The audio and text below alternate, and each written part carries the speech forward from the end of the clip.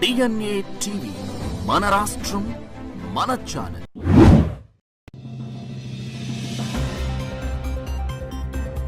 అందరికీ నమస్కారం. అంతర్జాతీయ ప్రమాణాలతో ఆంధ్రప్రదేశ్ రాజధాని అభివృద్ధి చెందుతుంది.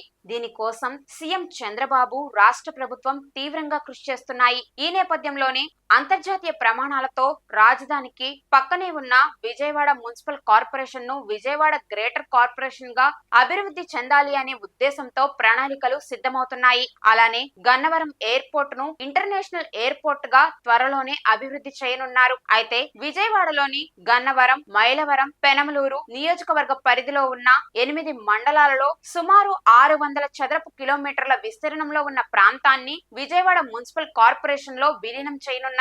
అసలు విజయవాడ మున్సిపల్ కార్పొరేషన్ 61.9 చదరపు కిలోమీటర్ల విస్తీర్ణంలో మాత్రమే ఉంది. ఈ 8 మండలాలలో ఉన్న ప్రాంతాన్ని విజయవాడ మున్సిపల్ కార్పొరేషన్ లో విలీనం చేస్తే విజయవాడ 10 రెట్టింపు అయ్యే అవకాశం ఉంది. అప్పుడు విజయవాడ మహానగరంగా అభివృద్ధి చెందుతుంది. హైదరాబాద్ అభివృద్ధికి గ్రేటర్ హైదరాబాద్ జీహెచ్ఎంసీ పాత్ర చాలా కీలకమైంది. అందులో భాగంగానే అమరావతి రాజధానికి పక్కనే ఉన్న విజయవాడను గ్రేటర్ విజయవాడగా మార్చడానికి ప్రభుత్వం కృషి చేస్తుంది. ఇదే గనక జరిగితే విజయవాడలో ఉండే ట్రాఫిక్ సమస్యలు, డ్రైనేజ్ సమస్యలు చాలా వరకు తీరిపోనున్నాయి. తాతకు తగ్గ మనవడు, తండ్రికి తగ్గ కొడుకు నారా దేవాంశ్ రోజు రోజుకి రూపాంతరం చెందుతున్నట్లుగా క్లియర్ గా కనబడుతుంది. తాత రాజకీయ చిత్రతను, హైటెక్ పాలనను స్వయంగా గమనించిన నారా దేవాంశ్ తండ్రికి తగ్గట్టు టెక్నాలజీని అందిపుచ్చుకుని డైనోసార్ రీసెర్చ్ కి నాంది పలికారు. అయితే గతంలో కూడా అతి తక్కువ సమయంలో చెస్ కి సంబంధించి ఈజీ సాల్వర్ గా రికార్డు సృష్టించారు. అలానే రీసెంట్ గా భారత ప్రధాని నరేంద్ర మోదీ చంద్రబాబు నివాసానికి వచ్చినప్పుడు కూడా నారా దేవాంశ్ ప్రవర్తించిన తీరు, పెద్దల పట్ల తనకున్న గౌరవం ఎంతో హుందాగా చూపించారు. అలానే ఇప్పుడు నారా దేవాంశ్ డైనోడిట్స్ పేరుతో పెట్టిన యూట్యూబ్ ఛానల్లో మొదటి ఎపిసోడ్ త్వరలోనే ప్రసారం కానుంది. దీనిలో భాగంగానే చాలా మంది నారా దేవాంశ్ పై విమర్శలు చేస్తున్నారు. తాత, తండ్రి కావాలనే ఇదంతా నారా దేవాంశ్ తో చేయిస్తున్నట్లు విమర్శలు చేస్తున్నారు. కానీ ఇదంతా పక్కన పెడితే పువ్వు పుట్టగానే పరిమళిస్తుంది అన్నట్లుగా పట్టుమని 11 ఏళ్లు కూడా లేని నారా దేవాంశ్ డైనోసార్ రీసెర్చ్ కి నాంది పలకడంపై పలువురు హర్షం వ్యక్తం చేస్తున్నారు. చిన్న వయసులోనే నారా దేవాంశ్ ఇలాంటి నిర్ణయం తీసుకోవడం, ఇంటెలిజెంట్ గా ఉండడం, అలానే టెక్నాలజీని తనకు నచ్చినట్టుగా వాడుతూ ఉండడంపై చాలా మంది నారా దేవాంశ్ ను అభినందిస్తున్నారు. దీనిలో భాగంగానే నారా భువనేశ్వరి తల్లి బ్రాహ్మణి కూడా నారా దేవాంశ్ ఇంటెలిజెన్స్ పట్ల హర్షం వ్యక్తం చేస్తూ అభినందనలు తెలుపుతున్నారు.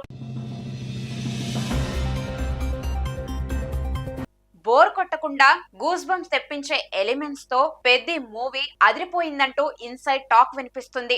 రస్టిక్ స్పోర్ట్స్ డ్రామాగా పెద్ది మూవీకి గాను యుఎస్ సర్టిఫికెట్ ను జారీ చేశారు సెన్సార్ బోర్డు అధికారులు. సుమారు 3 గంటల 2 నిమిషాల నిడివి ఉన్న ఈ మూవీ జూన్ 3న ప్రేక్షకుల ముందుకు రాబోతుంది.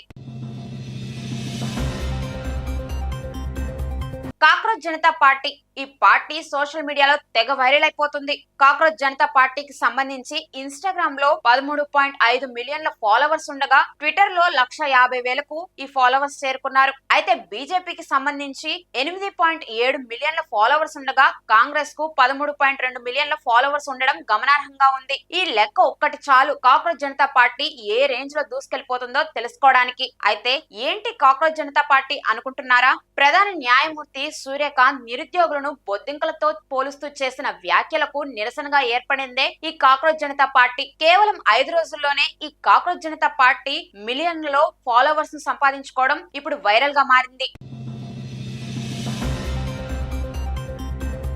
10 రూపాయల కాయిన్స్ తో రాయల్ ఎన్ఫీల్డ్ కొనుక్కోవాలని తన చిన్ననాటి కలను సాకారం చేసుకున్నాడు ఓ వ్యక్తి.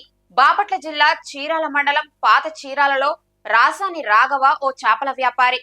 అయితే తాను వ్యాపారం చేస్తున్న సమయంలో 10 రూపాయల కాయిన్స్ ను సేకరించి వాటిని ఇంట్లో జాగ్రత్తగా భద్రపరిచాడు. అయితే సుమారు 3 సంవత్సరాల నుంచి ఇలా చేస్తున్న రాఘవ 10 రూపాయల కాయిన్స్ తో 3 లక్షల వరకు పోగు చేసి వాటిని రాయల్ ఎన్ఫీల్డ్ కొనాలని ఆలోచించాడు. అయితే ఆ 10 రూపాయల కాయిన్స్ తో వచ్చిన 3 లక్షలను తీసుకుని ప్రతి షోరూమ్ చుట్టూ తిరగగా కొన్ని షోరూంల వారు ఆ 10 రూపాయల కాయిన్స్ ను తిరస్కరించగా చివరికి రాఘవ తన ఫ్రెండ్స్ తో కలిసి ఒంగోలులోని షోరూమ్ లో ఆ 10 రూపాయల కాయిన్స్ కు సంబంధించిన 3 లక్షలు ఇచ్చి రాయల్ ఎన్ఫీల్డ్ ను తన సొంతం చేసుకున్నాడు. ఆ బైక్ ను ఇంటికి తీసుకురావడంతో కుటుంబ సభ్యులు ఎంతో సంతోషించారు.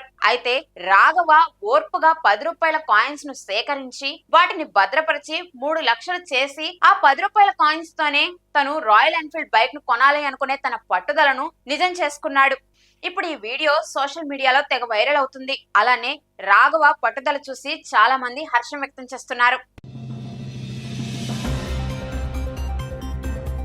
వర్చువల్ విధానంలో టీడీపీ పొలిట్ బ్యూరో సమావేశంలో భాగంగా సీఎం చంద్రబాబు నాయుడు పాల్గొన్నారు. అయితే దీనిలో భాగంగా ఈ సమావేశంలో పార్టీలోని విధి విధానాల గురించి, ప్రస్తుత రాజకీయ పరిస్థితుల గురించి, పార్టీలో వస్తున్న మార్పుల గురించి, అలాగే ప్రభుత్వం చేయబోయే కార్యక్రమాల గురించి చర్చ జరిపారు.